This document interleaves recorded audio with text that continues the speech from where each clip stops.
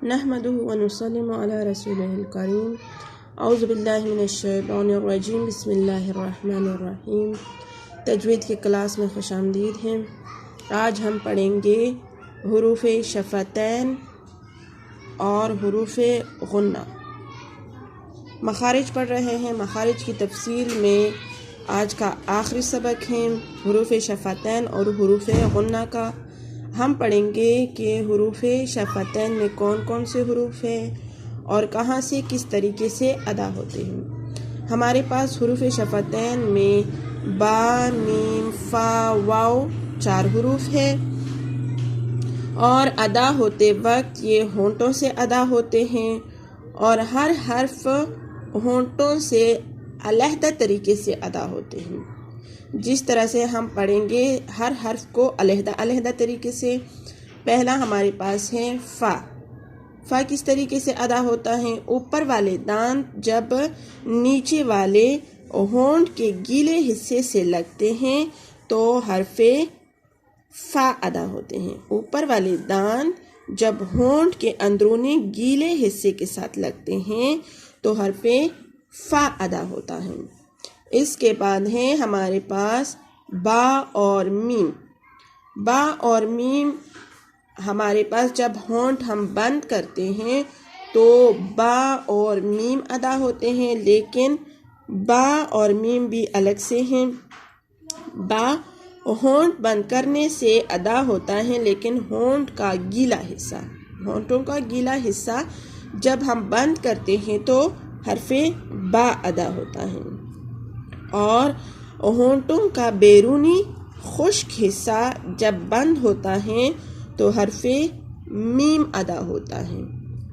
بیرونی خشک حصہ بند کرنے پر جب کھلتا ہے تو حرف میم ادا ہوتا ہے، اور اندرونی گیلا حصہ ہونٹوں کا آپس میں جب ملتا ہے کھلنے پر حرف با ادا ہوتے ہیں، اور ہونٹوں کے بند ہونے کی صورت کو اطباقی شفتین کہتے ہیں، اور ان حروف کو بھی اسی لیے حروف شفتین کہتے ہیں کیونکہ عربی میں ہونٹوں کو شفتین کہتے ہیں اور یہ حروف ہونٹوں سے ادا ہوتے ہیں، اسی لیے ان حروف کو بھی حروف شفتین کہتے ہیں۔ اس کے بعد ہمارے پاس ہے واو۔ واو میں ہمارے پاس ہونٹ گول ہو جاتے ہیں، اسی لیے اس کو انضمام شفتین کہتے ہیں۔ ہونٹوں کے گول ہونے کی صورت کو انضمام شفتین کہتے ہیں اور یہ واو کی صورت میں ہوتا ہے۔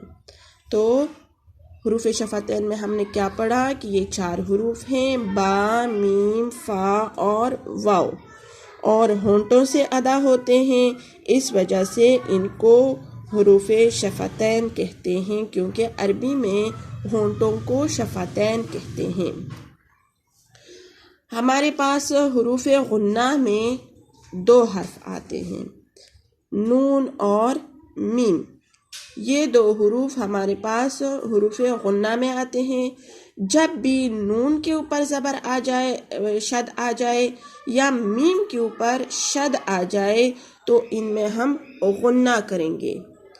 نون اور میم میں غنہ ہوتا ہے، لیکن جب نون کے اوپر شد آ جائے یا میم کے اوپر شد آ جائے، یہ شد جب نون کے اوپر آئے یا میم کے اوپر آئے تو ہم غنہ کریں گے۔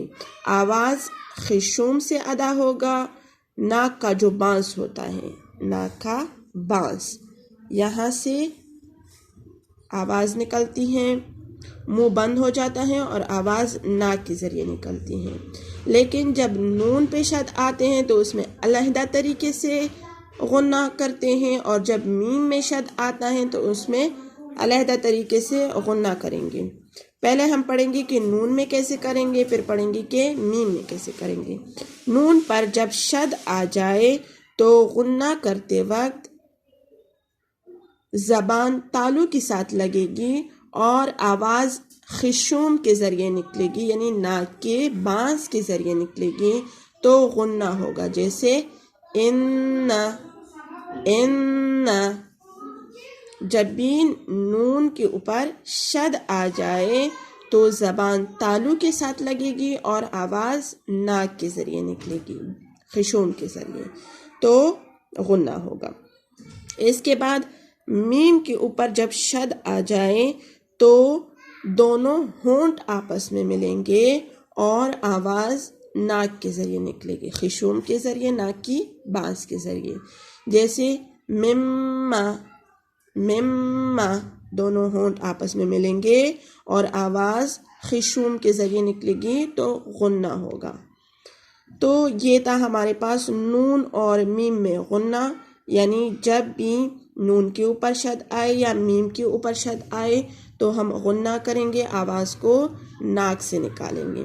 یہاں پر ہمارے پاس ایک نوٹ ہے کہ آواز کو تھوڑی دیر ناک میں ٹھہر کر گنگنی آواز میں پڑھنے کو غنہ کہتے ہیں، یعنی جب ہم ناک میں آواز کو روکتے ہیں اور تھوڑا سی گنگنی آواز میں نکالتے ہیں تو ان کو غنہ کہتے ہیں۔ اور نون اور میم ڈبل حرکت والے حرف پر ہوتا ہے، ڈبل حرکت یعنی جس پر شد آ جائے، اگر اس پر شد ہوگا تو یہ ڈبل حرکت کریں گے تو یہاں پہ ہم پھر غنہ کریں گے، اگر ڈبل حرکت نہ ہو یعنی جس پر شد نہ ہو پھر غنہ نہیں ہوتا۔ تو یہ تھا ہمارا آج کا سبق، غنہ اور حروف شفتین، حروف شفتین اور حروف غنہ کا آج ہم نے پڑھا کہ کس طریقے سے ادا ہوتے ہیں۔ انشاءاللہ آپ کو آج کے سبق کی سمجھ آئی ہوگی۔ امید کرتی ہوں کہ آپ لوگ قرآن کو بہتر طریقے سے پڑھنے کی کوشش کر رہے ہوں گے۔